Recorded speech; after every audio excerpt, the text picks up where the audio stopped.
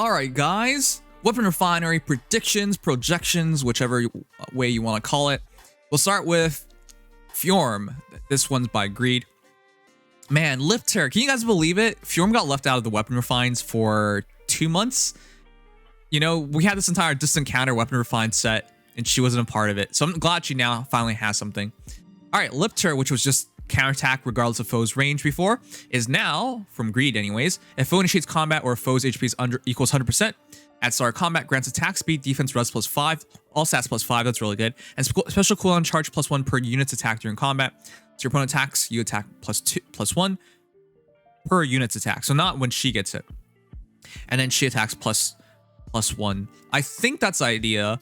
Or it's to use 4 cooldown specials like Glacies. So your opponent attacks -1, you attack -2, they attack -1, and then you Glacies them if she gets outsped. But she has a fair amount of speed. Against armor heroes anyway. She's not actually fast. But nowadays, that middling speed is pretty good. Okay, I see what they're going for here. It's also in the respect that Ice Mirror, it's kind of awkward because Ice Mirror is 2 cooldowns. So I guess Greid's Refine is not trying to utilize it. Not trying to utilize Ice Mirror, which makes sense because Ice Mirror kind of sucks. But Shamil's Fjorm projection is unit can counterattack regardless of foe's range. At start combat, if unit's HP is over 25%, grants attack speed, defense, res +5. Yeah, all stats +5 is really important nowadays. So, as I said, she has a fair amount of speed. 31 speed, you guys might be like, that's kind of slow. But 31 speed nowadays lets you double lots of armor heroes, so. Lots of armor heroes, so at 31 +5 is 36. Anyways, let's see. During combat, and also if foe uses bow, dagger, magic, or staff and initiates combat against an ally. What? What? That is bold. And also if a foe uses bow, dagger, magic, or staff and initiates combat against an ally within 2 spaces of a unit, triggers savior on unit. Whoa, that's so bold. Okay. You know, I'm down for that if they ever do that. Guys, think about it. She has this perf special, Ice Mirror 2, but no good reason to use it. Ice Mirror 2, if a foe is 2 spaces from unit, it reduces damage from foe's attacks by 40% after triggering boost damage for unit's next attack by 40% of unit's res. Ice Mirror Savior combination is what I'm talking about. Would be really awesome. That it would actually give you a good reason to use Ice Mirror if she's instantly just guarding against all range attacks anyways.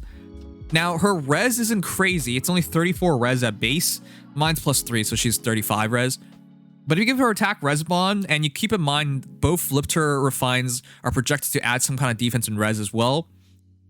If you do that, she can find herself over like 44, 45 res. And of course, Ice Mirror has some damage reduction on top of that. Reduces damage from foe's first attack by 40%. If she gets Savior, I think Ice Mirror has a role to play. I actually really like Shamil's projection, because if they do this, there's a point of Ice Mirror then. But this is ballsy. We've never seen any characters like do this thus far, but we do know in Weapon Refines they can break norms, right? For example, flying heroes can suddenly use Flashing Blade, right? We've seen that with Shida, for example. But they do that. They put stuff that normally wouldn't fit or could be there. It breaks the unit restrictions. So if she does get Savior, I think that'd be really cool. All right, I like that a lot. Continuing on, let's go to the other distant counter hero who got left out. It's Dorcas. Just like before, unit can counterattack regardless of foe's range, aka distant counter. At start combat, if unit's HP is over 25% or equal to, it inflicts attack defense -5 on foe and grants special cooldown count charge +1 per foe's attack during combat. Only highest value applied, yeah. +1 per foe's attack. So your opponent attacks is -2 cooldown. So you can use stuff like instant noontime, for example, or instant moonbow, or yeah, stuff like that. 2 cooldown stuff, just immediate. It's nothing crazy, but it actually does fit him a lot. So fast specials, attack defense -5. It's very simple, but it works really well. So I like that. It's nothing crazy though, but it's fair. It would absolutely give him an update and an upgrade that people would use. When you have something like this, there's no reason not to use it. Shamil says, unit can counterattack regardless of foe's range, Yep. If foe uses sword, lance, axe, bow, dagger, or beast damage, grants attack defense +5 to unit during combat. Yeah, I like attack defense -5 on your opponent more because it benefits your res, right? Defense of 35, res of 24. Kind of doesn't work the best, unfortunately. So he's good against archers, for example, but mages shred him. He just doesn't hit hard enough to kill the mages. But I get it, right? Keep him as a physical tank. Attack defense was 5, so he now reaches 40 defense at base. If a foe uses sword, lance, axe, bow, dagger, or beast damage, initiates combat against an ally within 2 spaces of unit, triggers savior on unit. Wow! Shamil0's projections are kind of nutty. So, I love mock-ups like this because it's ballsy, but it makes some sense. Hey guys, if you thought about it, if they delay things to release Dorcas and Fjorm at the same time, wouldn't this make some sense? I can understand the rationale here. Have Fjorm be the ranged savior hero, and have Dorcas be the up-close savior hero. It's weird, but it makes some sense. So, I do think Fjorm overall has better defensive stats. Dorcas is a bit more min-max, especially with his HP. Sacrifice more speed, sacrifice more res for more HP and more attack. But yeah, I can kind of see it. Now, it makes a bit less sense with Dorcas, because he has a distant counter weapon. He can double as a counter towards range heroes, but it doesn't completely suit him perfectly, like Fjorm does, right? Ice Mirror wants to be ranged, but nothing in Dorcas' kit necessarily wants him to fight something up close, so it's ballsy. I like it. I just kind of doubt this one, but it would make sense if they did double savior and released it with these 2 heroes. But yeah, I haven't seen Dorcas, so okay. If they did something this crazy, he would probably be used again, so I'm happy for it. This is cool. Let's continue on with Gunthra. Blizzard grants res +3, grants bonus to units attack equals total penalties on foe during combat. That is exactly the same as it was before. Yeah, it is, because it was just penalty damage before. I have Gunthra, and I've been really reconsidering whether to use her or not, but she's a good hero. Actually, should be going Shamil first, so you guys can see her stats first. Anyways, if unit initiates combat or if unit is not adjacent to an ally, makes some sense. They gave her, after Legend Hero Remix, gave her attack res solo, so if they want her to be alone, it makes some sense. Inflicts penalty on foe's attack res during combat equals 6 plus any current penalty on each of those stats. Example, if foe has -7 penalty to attack, inflicts attack -13 for net penalty of attack -20 during combat. Calcs each stat independently. Okay. That is kind of absurd. Holy crud. Chat. Once you put in respect that she has Chilling Seal 2 right now, she's going to get guaranteed stat debuffs. That is kind of nuts. The damage output off of this Blizzard, if she has everything working, is going to be insane. Gunthra is already hitting like +30 attack if she just gets Chilling Seal to trigger on her opponent. Something like that. She hits so stupendously hard already. If you get Blizzard and you allow his stack even more, she's going to one-shot stuff. So, that's going to be insane. It does make sense because I already think Gunthra is one of the hardest hitting penalty damage dealers in the game. So if they just double down on giving her essentially like the same idea as the Plegian weapons, yeah, she's going to smoke her opponents. Okay, this damage output on this Gunthra with debuffs is insane. Let's see what else happens. So for Shamil, he says, res +3, yep, same as before. Grants bonus to units attack with total penalties on foe during combat, same as before. At start combat, if foe's HP is 100%, or if penalty is active on foe, grants attack speed, defense res +4 during combat, and unit makes a guaranteed fall attack. I really, really like both of them. Oh man. Here's the thing, chat. When you do a shit ton of damage, you might not kill them one shot still. You might not. But if you do so much damage that you do like, you take out 95% of their HP and you get another shot, you definitely get the kill, right? Okay, but let's play it this way. If you get 95% of that enemy hero's HP, and now let's say they are now a hero that's resistant against you, right? Say Gunthra is attacking a red hero. That 95% with the 20% damage loss because of weapon triangle, you're still gonna kill in 2 shots. That's the reason why I think this is really crazy as well. Whereas Greid is really doubling down on making her a much more better defensive hero because it's attack and res, and increasing her damage output in that single shot variety. The auto double is also really impressive because if she can survive a red hero's shot counterattack, she's gonna kill them on the second shot with Shamil, the auto doubles. I like both actually. It's the fundamental concept of because if you can't kill them one shot and then they can double you back, you're dead. But yeah, if you can attack, they attack. So it's like this. You attack, they attack, you attack. If they're still alive, they can attack. But they're probably going to survive 2 shots. So I like that a concept versus you attack, get the kill, or you attack, it doesn't kill, and then they attack, you're dead. So like I can see the arguments for both of them. I like both. I would be happy with both. And I do think Gunthra in her current state would probably prefer something. Prefer both. Both are fine. We'll see. Anyways, I have Gunthra. I'm looking forward to her refine the most, I would say. Here's my Gunthra. Oh yeah, I haven't put in the new stuff yet.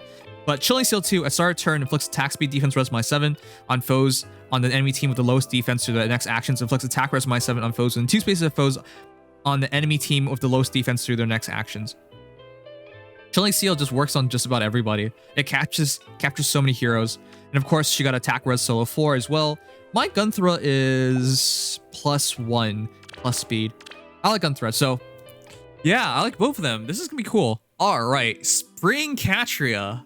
You know, when she first released, I thought she was one of the cutest heroes. She was a little bit awkward looking in it, but yeah, one of my favorite spring heroes is definitely Catria. I have such a soft spot for her. Huginn's Egg grants res +3 at start of turn if any foes have the highest attack or defense on the enemy team. Inflicts -7 on those foes' corresponding stat through their next actions. At start combat, if foes' HP is over 75%, grants attack speed res +4 during combat. That is a huge difference in terms of base effect. I have Spring Catria, which by the way, if you guys didn't know, Spring Catria was the first hero to introduce. And this sounds really funny nowadays because it's just like, what's the big deal? She introduced chill res. So here's my Spring Catria. Yes, I know she's bad. I haven't used her really much anymore, but Huginn's Egg before was res +3 at start turn if units HP is over 50%, inflicts attack defense -5 on foe on the enemy team, the lowest res through its next action. Attack defense -5. That didn't even make sense, but we understood it from the perspective attack defense, and then with chill res, attack defense res drop. But yeah, this hero's not very good. With the new refine, highest attack or highest defense on enemy's team makes a lot more sense. That's guaranteed to trigger. There's no HP threshold. -7 on attack, on those attack or defense, and additionally at start combat, yeah, attack speed res +4 helps in terms of damage output. And kind of just like Spring Shireen as well, at start turn restores 7 HP to unit and allies within 2 spaces of unit. If unit shades combat or is within 2 spaces of an ally, grants attack speed res +4 to unit during combat. So yeah, it's the same idea as Shireen, Spring Shireen. So this one is a lot more believable because we basically have this already.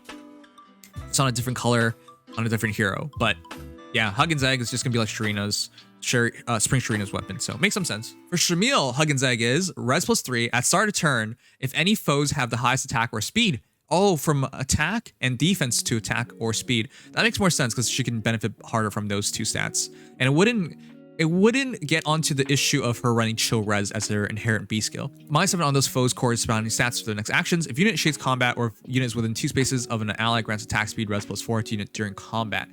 Additionally, at start combat, if foe's HP is 100% or if penalty is active on foe, grants attack speed res +4. So the conditioning here is a bit harder, but if you get the penalty, it's always guaranteed anyway. So I understand it from that respect. Okay, attack speed res +4 to unit during combat, and neutralizes penalties to units attack speed res, and bonuses to foes attack speed res. Ah. So this is a completely different direction. I think Greid is more likely to be correct, just because usually when they get stuff like this, they try to make them similar, right? Especially if there's similar kind of weapons. The refines are kind of similar in the end, right? You have seen that with Sheeta and Tana, I believe, for example. You've seen this a lot of times. I don't need to name all of them, but they're basically the same kind of ideas, same kind of heroes, just different colors. And usually they come out with the same refines. So in this case, yeah, Catria. Catria being completely different is unlikely. But if it was this way, where you can neutralize penalties to units attack and speed and res, and bonuses to foes attack speed and res, kind of just like the new Ashe, for example. Summer Ashe, but just a magical variant. It is really good. It is really, really good. So you take away, at all times, you don't have to worry about penalties, and your opponent can't worry about buffs. It's really good, but it's really different. So we'll see. I like it though. I like both of them, but I think Greed's more likely to happen. Continuing on, let's go for Jerome. Masking Axe. All right, real quick. Has anybody seen a +10 Jerome before? Okay, well, I have, like, once in terms of hero reviews. And I think I saw one in Nindom Top 10 as well recently. But generally speaking, nobody builds Jerome, so I feel bad for him. Everyone builds his mom, Shursh, which makes more sense. But yeah, this character is really neglected. So let's see if we can make him good. Masking Axe, before he had Poleaxe, which is effective against CAFOs, is now effective against armor heroes. If they did that, and he's a dual effective unit, he automatically has use for Arena Assault. So I like that. At start of combat, if unit's HP is over 25%, inflicts attack defense -5 on foe during combat. I like that a lot. More damage output, more resistance towards damage. And inflicts penalty on foe's attack defense during combat equals current bonus on each of foe stats ×2. Oh! Oh, what? If your opponent's buffed, you debuff them twice. Okay. If foe has +7 bonus to attack, inflicts attack -19 for a net penalty of attack -12. And at all times... you have attack defense -5. Okay. Calculate each stat penalty independently. That's interesting. It would make him like a Arena Assault specialist. What do you guys think about that? You know, it would make him serviceable, it would make him usable, and it would give him a role that sure shouldn't have, that you currently don't really have in terms of the free-to-play pool, right?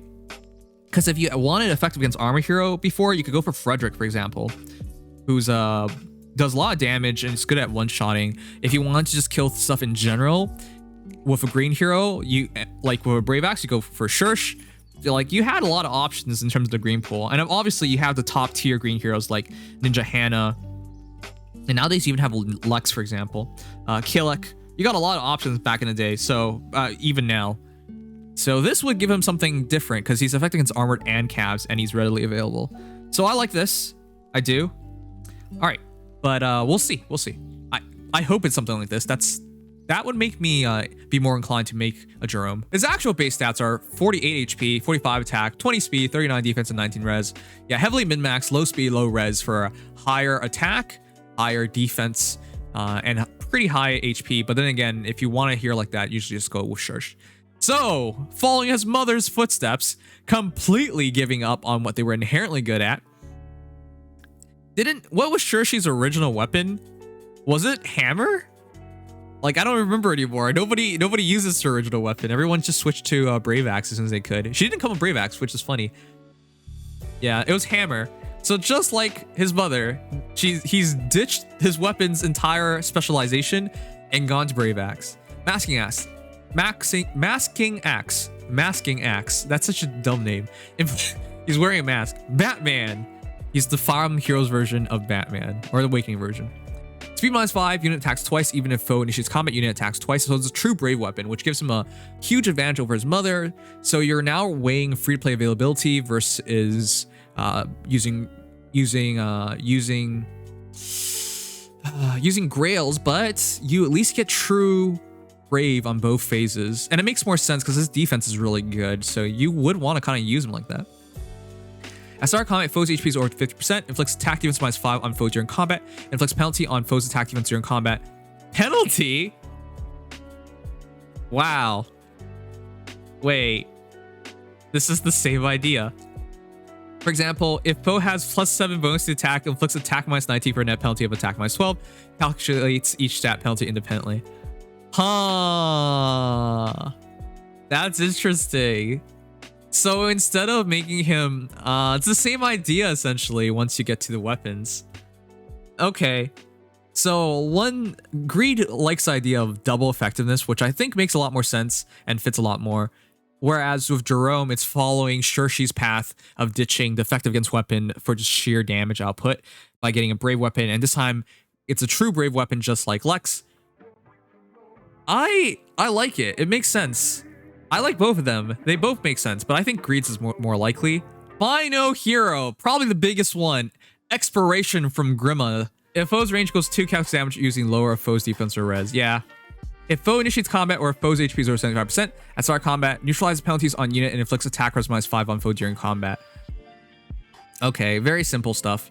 Attack res -5 on foe during combat. I think this makes more sense if you keep in mind what Legendary Grima got in terms of her Legendary Hero remix. So attack res -5 just makes her even more tanky. It couldn't be speed because base Grima, male Grima, doesn't really utilize speed. So it makes more sense to be like this. Yeah, neutralizing penalty, attack res -5 for a bit more bulkiness. So better hero with this encounter and then a bit more damage output. Very simple. Very simple. Ability to not avoid debuffs makes a lot of sense as well, considering it's friggin' Grima. So, okay. It's always weird to see both of them there. All right. Male Grima has 51 HP, 56 attack, 24 speed, 35 defense, 27 res with his base kit. Robin has, or in other words, Legendary Robin, Grima, has 43 HP, 48 attack, 35 speed, 30 defense, and 25 res with her base kit. Expiration is the same in terms of normal ability. Additionally, if foe initiates combat, which they usually do, fits older Grima better in this case, or if foe's HP is greater than 75%, fits both Grimas in this case. By the way, Bold Fighter Grimas were one of the oldest Bold Fighter users. Kind of really scary hero like that. At start of combat, grants attack speed, defense, res +4, all stats +4. You know what? That's actually not bad. All stats +4 actually helps you against certain heroes. For example, old Grima, right? Base Grima, 24 speed. That actually could struggle to double on a Fallen Edelgard. If the Fallen Edelgard has a +6 speed buff, right? All of a sudden he's not really doubling. You're fighting a +10 one anyways. So it can be kind of awkward. So giving attack speed, defense, res +4 could actually help it out in those cases. If you have around mid-20s in speed, you can find yourself not doubling Fallen Edelgards. I've seen that happen. Like, it's actually like weirded me out in Arena Assault, but if he can keep it, he can outspeed and then double back. He probably gets the kill on like a Fallen Edelgard. So I can see the idea from there to include speed. Obviously, Legendary Grima uses all stats +4 way better because she's a much more balanced unit, and because it's on both phases, yeah, she definitely benefits better from that part. Additionally, each unit during combat and foe cannot make a follow-up attack. So yeah, giving them Wary would also be really good. It kind of makes Robin a bit more awkward, but giving Wary on a hero is always good. So that's really good, actually. It fits the old Grima way better in terms of this refine, I would say, but it does keep in mind the new Grima. Anyways, I think it's fine. I'm looking forward to this. I also have a Grima. Mine's really bad though, but so I have both Grimas actually. So I'm really looking forward to this. I would be happy with either one of them, but I think I would be a bit happier with the, yeah, I think I would be happier with the older one. With what the heck? I keep like Greid's over Shamil0's today.